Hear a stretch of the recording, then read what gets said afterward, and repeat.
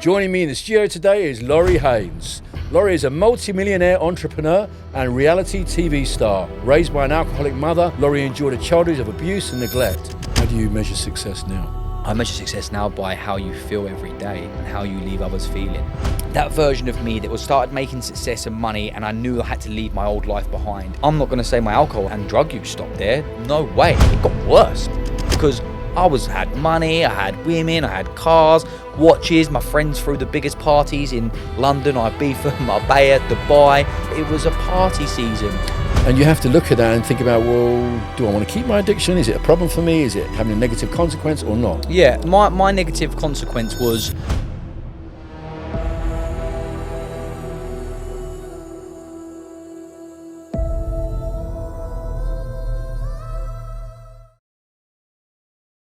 Hello, I'm Elliott Wald, addiction specialist, and welcome to another episode of Coming Clean with me. Joining me in the studio today is Lorri Haines. Lorri is a multimillionaire entrepreneur and reality TV star, engaged to former Towie celebrity Fern McCann. Together they star in the hit ITVX show My Family and Me. But beneath the glitz and glamour lies a harrowing past. Raised by an alcoholic mother, Lorri endured a childhood of abuse and neglect. Perhaps this was the catalyst to Lorri's addictions. So let's find out. Welcome, Lorri. Thanks for joining me. How you doing, Elliot? Thank you for having me. I'm good. My pleasure. So, Lorri, tell me, what was your first childhood recollection growing up on a council estate in Portsmouth? Every time I get asked that question, I always have to try my utmost best to cast my mind back as far as I can possibly go. And each time, the response is never the same. Okay. Because it really depends what's going on in my life at the time when I'm asked the question of how far I can actually get back to. Sometimes I can get to the age of around 5 or 6. Sometimes, usually, it's around the age of 10 or 11. The answer to that, I don't know why. But for me, really, it started probably around the age, if I can just sort of go back as far as I can, the age of about 7, 8, junior school, where looking back at the younger version of me now, being the person I am now, and I look back at that younger boy, that small Lorri, I can see the emotional sadness that he felt, and usually it would come out in school because there was probably people that could listen and observe. So that would have been the best place for him to express how he was feeling at that time, although maybe he didn't know or understand what he was feeling. And that's usually the place that the emotional, how do I say it? The lack of emotional stability would come out in school predominantly, and that's where I would find life most difficult. Okay. And most challenging. Okay. And when did you start drinking alcohol? Alcohol was probably around the age of like 13, 14. I always sort of hung around with the bigger kids, the cool guys, insert commas. And it'd start off sort of with sleepovers at different friends' houses or pretend sleepovers and just sort of all-nighters in the street. And we would just drink whatever we could. Usually, what's it called? Was it White Lightning? White Lightning, that's cider. I don't know if that's even around anymore, is it? I don't know, but for some reason I've got this stereotypical image of people sitting on a park bench drinking White Lightning. Well, that's what it was always used for because, you know, it's a drink that's almost affordable to many. It was like £1 something a bottle back then. So we would buy a 3-litre bottle or a handful of those. Usually wait outside the shops for the right cousin, uncle, friend of a friend, someone that knew you that would go in the shop and get it for you. And then we would sort of hide it in our jackets, take it to the park away from the wardens and the police, and we would just drink it. And if we were a bit strapped for cash and whatever else, we would just spin in circles and drink it and just try and sort of, everyone would chip in together and buy whatever cheap drugs we could buy, usually like £1 an ecstasy pill, and we would smash it up and sprinkle it in all the bottles and just anything we can really just to sort of get as high as possible. How did that escalate as you got older in terms of your alcohol consumption and your drug use? So I was never dependent on drugs or alcohol. So I can confidently say that. The drug thing for me, really, I only did it when I was drunk. So So alcohol was your gateway. alcohol was the gateway for me. And I think growing up in the 90s and around parents that drank most days. So my stepfather was an alcoholic. He died from alcoholism. My mother still sort of proclaims she's not an alcoholic because she won't open a bottle of wine until around 3 o'clock. That's a standard and a rule that she has. It used to be 6 o'clock, and it sort of went down the time scale. And because she doesn't fall on the floor and urinate herself, and she can still have somewhat, she would class as function, or although her functioning is completely different to how I see someone functioning. So she would claim she's not an alcoholic. So it's debatable: is she a functioning alcoholic? Is she an alcoholic, or is she someone that just likes to continue to suppress her emotions in the use of alcohol? So three things we could sort of label her with there, but I'm not here to label anybody. So so for me, it was more the thing that everybody did, right? We did whatever we did in the week, and we looked forward to the weekend just to get as high as possible, really. So was it every weekend? Oh yeah, every weekend without fail, Friday and Saturday, for many years. Not every weekend from the age of 13, obviously. No, but from the age of like in your late teens. Oh yeah, leaving yeah. school. From 15, I'd say solidly from 15 when I was working, because I got kicked out of many schools, but my final sort of you're done was about 14-ish, which when I was smoking cannabis every day. So I smoked cannabis every day for about a year and a half, from 14-ish to about 15-ish. How did you afford that? Doing whatever I could. I would lots of different things, really. What would I do? Stealing, clothes, different types of things. It was usually funded as well by the older guys. Okay. So those guys would look after me. I was always like little Lorri, little Loz. I've always all the guys my age would be jealous that I would be with the older guys, but I just sort of fitted in. So you smoked weed with the people around you, the older guys around you, and how did that progress on? So I got to a point where I didn't want to smoke weed, or it was called puff. I don't know what it's still called now. Puffing, yeah, puffing. Puff, yeah. So it was called puff. That was cheaper than weed. I couldn't really afford weed all the time, but puff, yeah. I didn't know there was a difference between them. Well, Okay. yeah, pretty.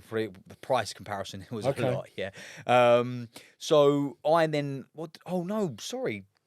How did I afford it? So I opened a bucket shed, which was in the bottom of my garden. Obviously, my mum knew it was there. So I turned 2-3 bottles of a gauze, socket gauze, into a bucket. So people would come round, can I use your bucket? And they'd have to do me one. So you burn the puff, suck it through, and then you stone for hours. So they would do that. Like a bong, is that what we're talking like about? a bong, I yeah, got but it. it's a special, it's a water one. It's Okay. it makes my back go just even thinking about it.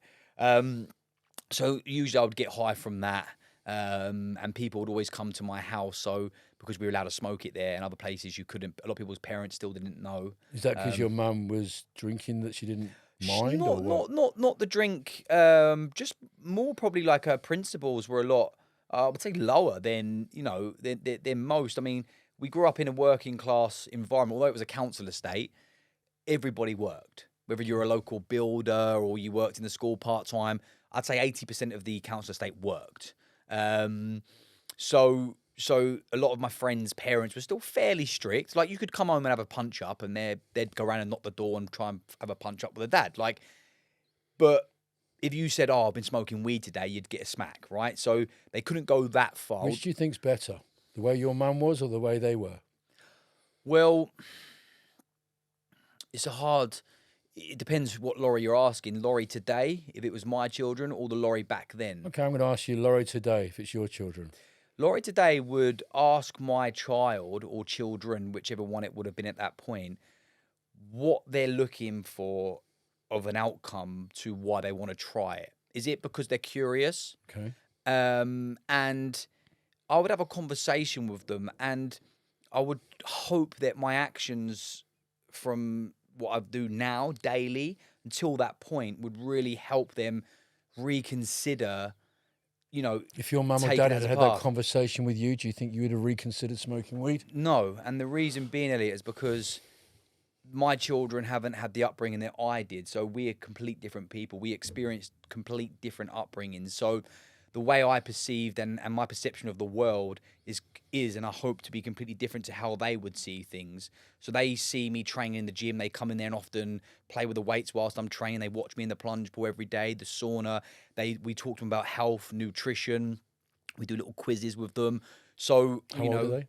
6.5, my stepdaughter, my son's 7.5, and my baby girl's 11 months. So, even my baby girl, when she was a baby, I'd have her in the doona sat in there whilst I'd be lifting the weights and she'd be laughing. So I never saw that. So I can only sort of elaborate on my perception of how I think they may see me and the world when they become to the age they might want to explore certain things. However, that might change. You don't know how they're goaded throughout school and throughout college, university. If that's the step and road they should take. I hope to think that they're strong-minded characters and they would say no. But I'll think I'd be very naive and in somewhat stupid to believe that 90% and again that's my own statistic, would try at least once some kind of drug form. But I hope that we've got such an open relationship that they would tell me before or even after.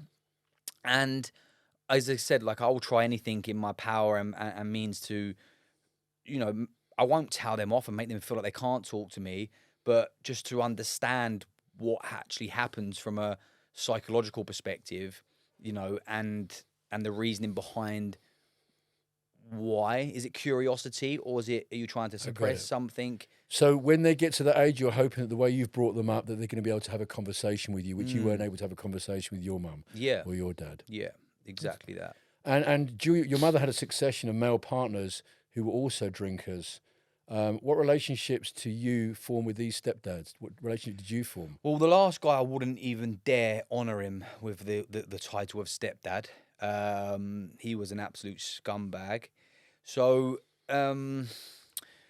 it's quite hard to piece a timeline, but I'll try my best to articulate it for you.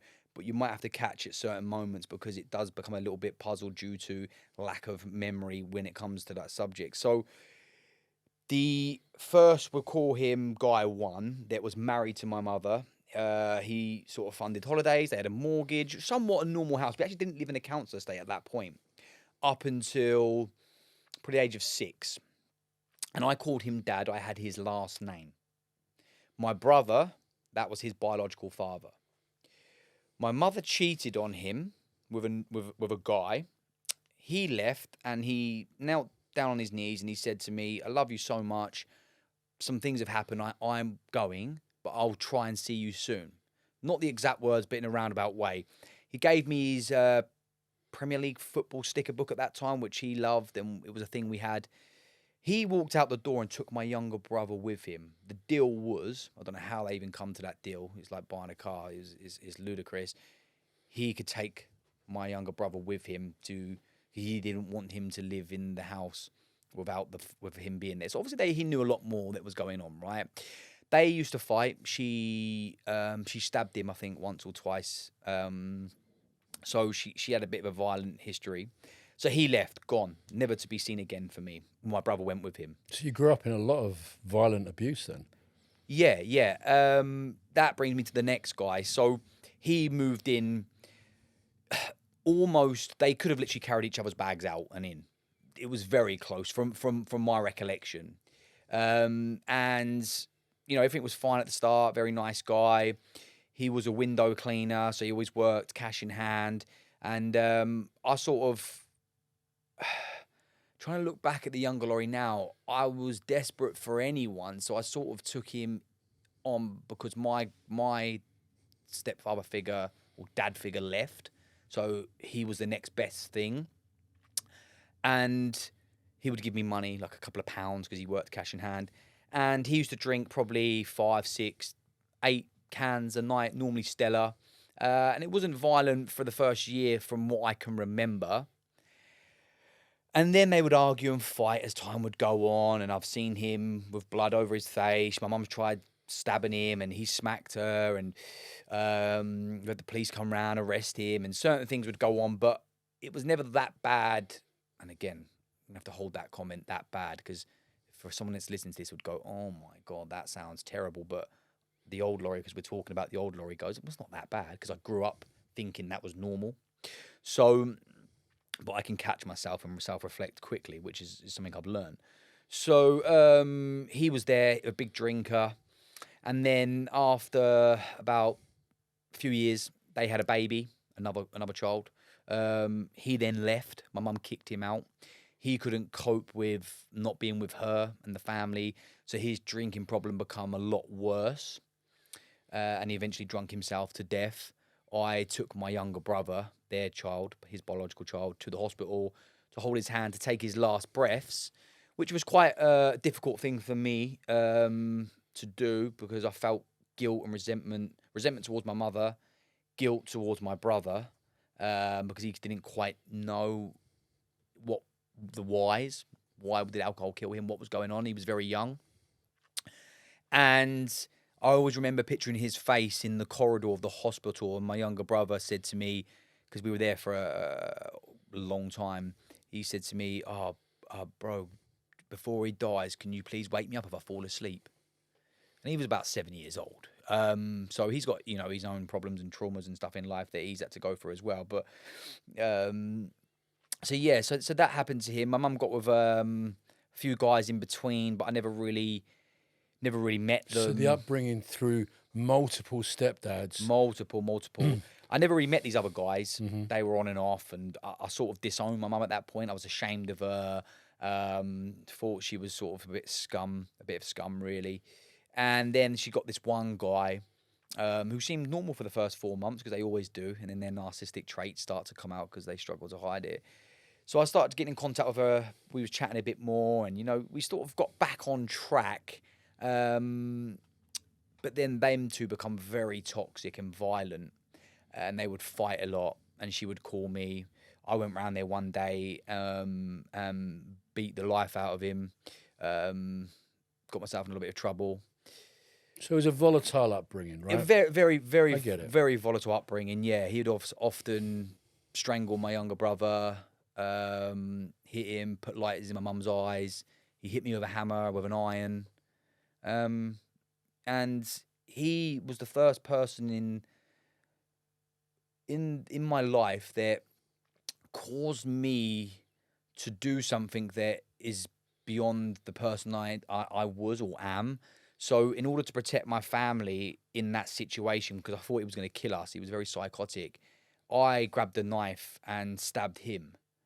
And I almost lost my freedom at that point. It got dropped from all the way down to domestic violence, and no further action, because the police had 36 account records of domestic violence through him. They knew his past and stuff. So I was very lucky and fortunate that I didn't go to jail. And that's one of the biggest key factors behind the reason I don't have a relationship with my mum now, is because whilst this all went on, she sat by the hospital bed fending for him. And I got kicked out the house and was made homeless at 16. And I was basically the council estate pass around. Everyone just looked after everyone.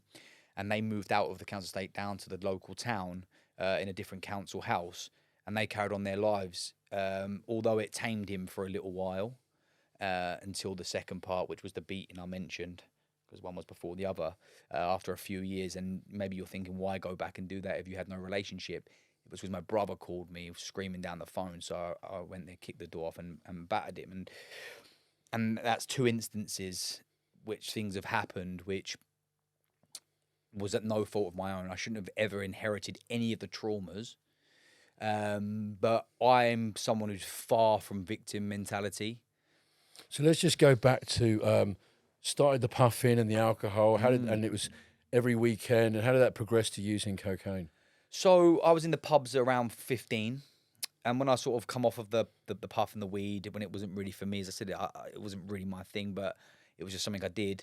Getting in the pubs around the older guys. I was working cash in hand. So I could get in all the pubs, which was great. And just that feeling of being with older people and started using cocaine in the and pubs. then they would give me cocaine where I was the youngest. They didn't really ask for money, so they'd just give it to me.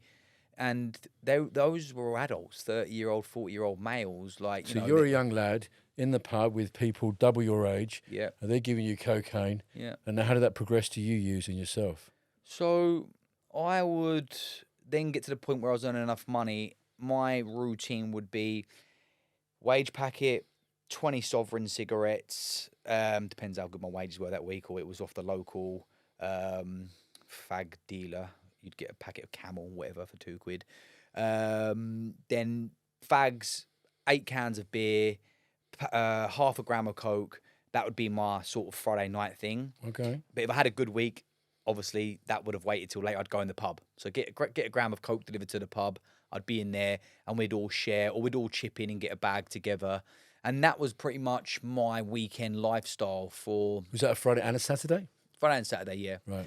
That was my weekend lifestyle for about probably 15, 16, 17, 18, 3-4 years. For how many years? About 3 to 4 years. So 3 to 4 years, every weekend, drinking alcohol, using cocaine. Every weekend, yeah. At what point did you realise it was a problem? Because you said at the very beginning, I didn't have an addiction. Yeah. But I would say that somebody who uses every Friday and every Saturday has an addiction. Has an addiction, yeah.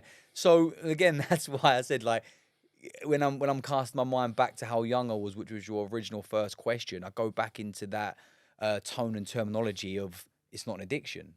But if you ask the Lorri now, okay, so if we look at you now looking back, you could see that was an addiction. It was a very bad habit, or the lower end of the addiction scale, because I could, if I had a holiday booked in or something that was which would help with my dopamine on the Monday or the Tuesday, I wouldn't go to the pub on the Friday or Saturday because I'd save my money. If I had going on a holiday? If I had a holiday booked in, or if I had a festival booked in or something, or a party on the Sunday, let's say, I wouldn't drink on the Friday or Saturday because I'd save my money. So an addiction is not, I see it as something that you can't control when you use, whereas I was in control, because if I had a bad week, didn't earn a lot of money, which meant a lot of my friends might not have done because we were all in the same trade, we wouldn't buy cocaine. We'd probably just go and buy a crate of beers from Tesco's because you got it cheaper. But that's your addiction being controlled by your financial ability. Yeah. If you had more money, then you would have used it. It would have been, So possibly you had an addiction. I would say, as a psychologist, you had an addiction, but didn't see it as an addiction at the time because you saw people who were a lot worse. But it was every weekend, and every weekend for a good few years. That was certainly an addiction in that part of your life. Maybe it wasn't as bad of an addiction as someone else. Maybe it wasn't as frequently as somebody else. Financially controlled, yeah. Financially controlled you. That's what did it, right? Yeah. And I believe that's why it was. If I look back, it's even saying it, because, as I said, like, I do lots of different podcasts and different talks and stuff, and I don't really go that deep into certain things at certain times, and I've never really spoke about how often I would have done that, and you've just made me actually think, Jesus, yeah, it was probably every weekend, because there would have been some times where I've had a weekend off, and I would have been like, God, I haven't had a drink in ages. I haven't been out in a while. It would have been 2 weeks. Like, exactly. It's crazy. I mean, if you look at the it. definition of an addiction, Lorri, it's like the definition of addiction is a behavior, a compulsion to a behavior or a substance that has a temporary relief that has a negative consequence. That's actually the definition of an addiction. And if you think about that, that's where you were every weekend. Yep. And I've still got friends, well, you could say associates, as we don't speak, that still do that, and they have done that since that age. So my question is, how did you get out of it? Yeah, so for me, when I was homeless and a few of the families vended for me, my friend's dad sat me down, and although he had a bit of a gambling addiction that I know now, but not so much then, he sat me down and said, look, you're going to be going to prison at some point in the near future for what's happened. You can stay here or at this house with this other family that took me in. I'll help fund it for you until that point. But you need to come and work with me. That's got to be a rule. So he took me to work, and we started buying jewelry, and I quickly saw the money he was making. And he took you under his wing to help you with your addiction. Is that my understanding? Not my addiction. To help me with getting out of that habit, that cycle, Okay. because he knew that I believe now, I've never asked him this question, he knew I had the tendencies to continue the problem with the people, being my mother and the father. So maybe there was conversations with the police behind the scenes, the local, not social workers, they were like a local ward and community office that knew everything about everyone, basically, the neighbourhood. I believe they had conversations, and he was like, look, I'll take him in, let me look after him, I'll get him into work. And I think he knew by taking me away, we used to do long stints of working away. He knew I wouldn't be drinking alcohol, taking drugs, hanging around with the boys that would, they were criminals. So he knew by taking me away from those guys, I could potentially live to the potential that he saw in me and keep out of trouble, because I feel like he maybe just felt some kind of connection that he wanted or had to look after me, because I always used to stay there and they saw me as a son, but I would dip in and out of their lives and other people's lives. I always moved around. I was always like, everyone knows Lorri. I was always everywhere. And I believe he just took me under his wing, maybe felt sorry for me. I don't know. And maybe one day I could sit down and ask him. So he's like, you've got to come and work with me. I had no other job. I had to at that point. So I saw the money he was making. I really enjoyed what was going on. And I then got put on tag for the offence. And That's the offence of hitting the guy, was it? no, stabbing him. Stabbing him, Yeah, beg your yeah, pardon, stabbing him. stabbing him. The battering was years later. So I could no longer work away. So I'm sitting there racking my brains thinking, I've had this bit of income. I've been out of my social circles. I've sort of distanced myself from these guys. A few of them were in jail at that point anyway. What can I do now to make money myself? So I bought a push bike off of some Gumtree or marketplace, wherever it was then. And I used the wages that I had, and I asked him if he'd lend me some money. And he did. And I did the business that he was doing around the country. I did it locally. Ride my bike. I used his business cards and I managed to do the business. I started making a few thousand. Quickly came to realise that I could get more money for the jewellery and certain stuff if I went and done it myself, and sort of I outgrew him, which he was fine with, and that was really the point where I made my first, like, I think like 5 or 10,000, and I then quickly my dopamine receptors and everything around the feeling that I wanted to feel inside came from the money and the element of success. If you measure success by finance, that is right. And I did at that time. So I was then a new reformed Lorri. I had a new identity. How do you measure success now? I measure success now by how you feel every day and how you leave others feeling. And that for me is way more important than money. Do you think you strive for that financial success and materialistic things because of not having them growing up? An element of that was there. Now, not so, because I gave up a lot of my financial income to focus on my new business, Shara, my mental health app. And I know many that would never have given up the incomes that I had and the businesses that I had to do something new, let alone something that was costing me hundreds of thousands that I've put into this company. So that for me was a real conversational point to say, money doesn't control me anymore. But back to the start of what you just first mentioned there will always be, no matter how, I've done 5 years of therapy and I always constantly educate myself, but there will always be that element of the fight or flight and the fear element of losing success. Because the fear element of losing success for me, my reset default position, although it probably wouldn't be that now because I'm engaged Success and of settled, being happy? would be my default position would be back in Portsmouth in the council estate with nothing. Because before I met Fern and had stability and we were engaged and we had our family, before Fern, if I fucked up, there was no one behind me to catch me. There was no going back to mummy and daddy's house, getting my bed made, getting dinners made, getting supported. There was nothing. There's nothing. So if I mess up, I have got no one. And there will always feel deep down that there'll always be that scare element there. But I also believe from a positive perspective that that's what keeps me going and keeps me motivated. As I said, like, to give up a good income to create something new, that's a big jump from left to right. That was a huge jump. And that, for me, was the element that I said that I'm in control here. That's what I'm in control here, because I'm building something that serves me purpose and passion. And every person that I help and speak to, and I've stopped people from self-harm, people from taking their lives, that brings me way more fulfillment than making a pound note. And what was the strategies that you dealt with yourself to deal with your mental health when you got negative press? So it was a new era for me, right? Stepping into the public eye, it come out a bit of a shock, bit of a bang. For someone who's never really watched TV, reality TV especially, I mean, the last TV show I probably watched back in the day would have been EastEnders when I was a kid, right? You don't watch your own reality TV show? No, does that sound bad? I don't know. Well, I'm in it. Just when you said it, I was just No. curious. Do you watch yourself? No, I'm in it, and even when I have to watch the pre-pilot version to approve it, I don't even watch that. Right. Sometimes I wish I bloody did, because I could have stopped a few scenes. But anyway, like, you know, it was that version of me that was started making success and money, and I knew I had to leave my old life behind. And it opened up, I would say, those new neural pathways that could see the version of me and the new identity that I wanted to have. And that's when I left Portsmouth and moved to London and met new people and saw new things. I saw outside of the castle walls of Portsmouth, right? And I could then sort of visualize the future, me and what I wanted in life. And I realized that I was living in such a suppressed environment that it had to stop. Now, I'm not going to say my alcohol and drug use stopped there.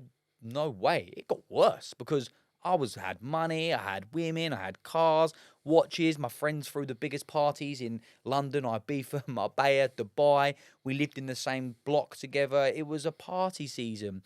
And I would validate my party lifestyle, let's put that as the movie title, by my success. Well, I'm making money. I don't have an addiction. I love to go out and party because it made me feel good. And it's taken me all the way through my 20s to the age of 33 now. And it's only been I've been dry now for 6 months or so. And it's taken me to become dry to realise that although I've done many years of therapy and things wouldn't trigger me, and I can control my emotions and the outcomes of my actions and the whens and the whys and the hows, but I still would have a few beers on the Thursday and the Friday and the Saturday.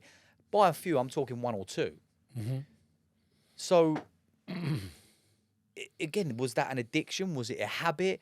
There was nothing better than getting to a Thursday evening, having burger night and having a couple of beers with the missus. She'd have a wine. Friday, be like, oh, what a long week. You're feeling a bit crap because you had a few beers. Did you think it was an addiction? No, I didn't think it was an addiction. Do you think it's an addiction? I'm gonna. Do I sit here and willingly blind myself and act in denial, or do I accept and agree that it was a bad habit? All right, let's change the question. Yeah. Let's change the question around. You've been sober 6 months. Yeah.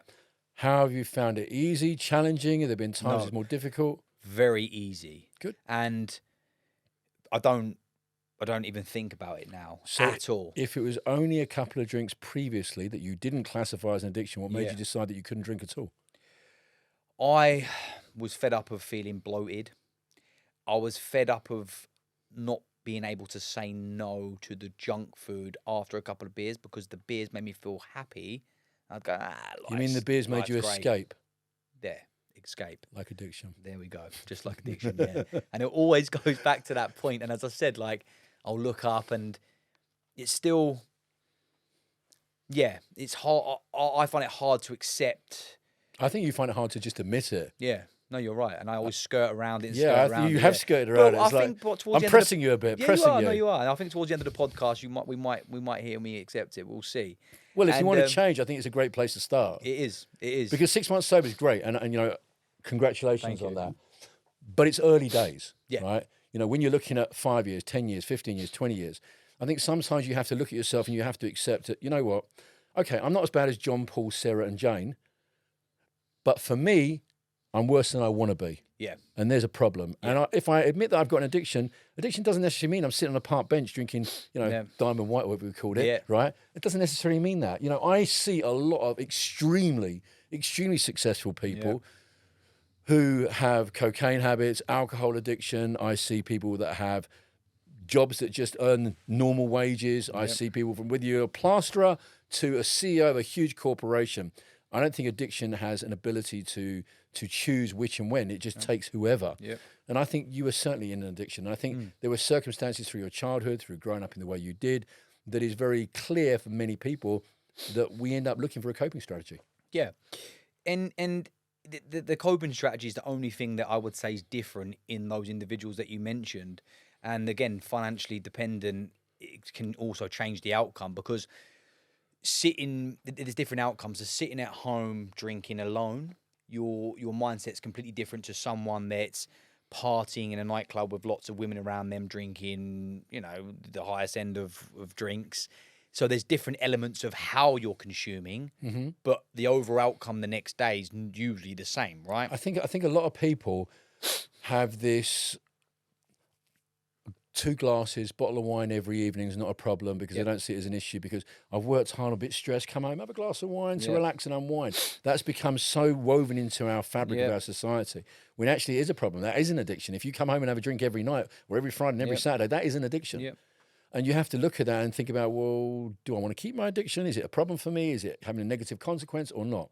Yeah, my negative consequence was I felt guilty that I could have gave my children a bit more, because I'm not going to be running around on the sofa and jumping on the trampoline when I'm having a couple of beers, because it's like, oh, give me a break. I'm having a Not couple as of beers. present. Not as present, lack of motivation. And I felt like a fraud when I was talking and doing a lot of things. And it came to the point that I had imposter syndrome, because I was doing the things that the people were doing, and the people that I was helping were so far from where I am. I felt there was no way of leveling up. And I listened to other people talk, and I had a conversation with a guy, and multimillionaire, and he was talking about discipline and motivation, and something just like this epiphany moment. And I said to him after, like, take this whichever way you want, but I'm going to be direct with you because you're very direct as a speaker. You're far from disciplined. And what do you mean? I said, well, you're motivated to make money, but you're not disciplined in yourself because you're massively overweight and you drink a good few times a week. So you're far from disciplined. And I said to myself from that conversation and some other things, and I said to Fern, my fiance, I said, I will not stand on a stage and talk about discipline if I'm not disciplined myself. It's the most contradicting statement that I believe anyone can make. And that was from that point there that I said, I'm not drinking no more. And I will look back in the quickest moment when you ask me, was you addicted? I'll go, well, no, because I stopped easy. But my easy is not someone else's easy. And that's where, when I've spent so much time sort of studying quantum thinking and different people's perceptions and how someone else's reality to be seen can't be questioned because it's not my reality and stuff. And I look back and say, do you know what? Like, it started to become a problem because I didn't do it always. So that was only for a few months, that stint of Thursday, Friday and Saturday, or Friday, Saturday, Sunday. It was only for the last, probably, it was about 6 months before I became dry. Before that, I'd go like 3-4 weeks without having a drink, but it would always be a party, a wedding, a stag do. It'd always be bloody something. And I'd be like, I can't catch a break. But the reality is, looking back, I just couldn't say no. Yeah. And now, Elliot, what I do now, and it's been quite difficult for me and Fern together collectively to overturn this. We've had sort of mini disputes and discussions about it because I don't go to events, anything anymore. Not because not because I'm in fear of drinking, because I don't struggle at all. I really value my time now, and I feel like I've not been selfish enough over the years to actually say no to things that I don't want to do. It doesn't serve me. And I realize, like, I'm only 33, but my life's going very quickly. My kids are getting older so quick, and things are happening around me that many I can't change and things I can. And the things I can change, I want to use my time to work on changing them.